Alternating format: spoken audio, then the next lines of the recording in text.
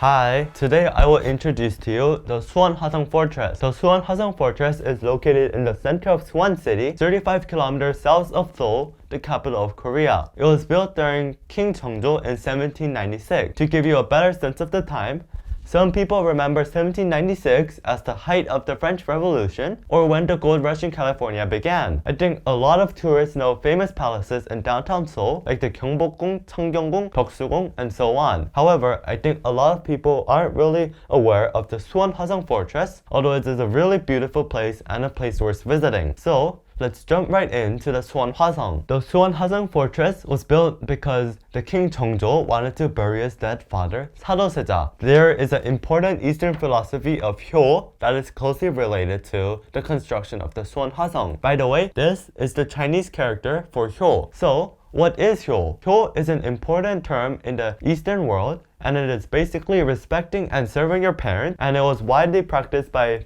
the people in Joseon dynasty and the kings of Joseon. So, what does this have to do with the Suwon Hwasong Fortress? Well, let me first tell you a story. Jeongjo's father, 사도세자, was killed by King Yeongjo, which is Jeongjo's grandfather. King Yeongjo and his 사도세자 had very different personalities, and they both had different beliefs and perspectives as they both grew up in different environments. The conflict between Yeongjo and his son 사도세자 caused by this worsened so much that 사도세자 was literally steamed to death by Yeongjo, and Jeongjo had witnessed his father die himself. And after 사도세자 died, his grave was in a very bad condition and nobody took care of it. But King Jeongjo couldn't do anything back then because he wasn't the king of Joseon and he didn't have any power. Thus, after Jeongjo became king, he wanted to recover his father's reputation and practice the Hyo. So, he raised the status of his father's grave from a mule to a won. Then, Jeongjo moved his father 사도세자's grave to the Suwon Hwasong Fortress. In addition, the fortress also served as a military base. The fortress has two notable gates, the Changhamun and the 팔달문. The Changhamun is the northern gate and it serves as the main entrance. Both gates have a strange shape. Here is the model of the 팔달문, the southern gate of the Suwon Hwasong. The gate is surrounded by a wall in the shape of a semicircle. That is because if enemy soldiers attack the fortress and when they enter the space between the gate and the semicircle wall, the soldiers can counterattack the enemy from all sides. There are also 공심돈, which are shown in this picture. It is a tower that is empty in the inside and with holes in the walls for soldiers to attack the enemy using arrows or cannons. In addition, a 행궁 is located in the center of the fortress, which is where the king stays when he visits outside of Joseon's main palace, Gyeongbokgung. I will tell you an interesting fact. There are 5 행궁s in the Joseon dynasty, and the 행궁 in Suwon Hwasong was the last one to be built. The reason why Jeongjo built a 행궁 here was not only because he wanted to stay here when he visited his father's grave, but he also wanted to live here after he passed on his power to Sunjo, his son. The Suwon Hwasong Fortress was expected to take 10 years to build, but it only took 2 years and 8 months to build. Why? It is thanks to the 거중기 and 동로. A 거중기, which is shown in this picture, is a tool invented by 청야공, a very famous scholar. He referenced the Chinese book 기도설 when making this tool. It uses the principle of a pulley to lift heavy objects. Moreover, a 동로, which is shown in this picture, is also a similar tool developed by 청야공, and it was used to lift things to high places using the same principles of the pulley. However, tragically, the Suwon Hwasong Fortress was heavily damaged during the Korean War. This picture is the Changhamun, which is the northern gate,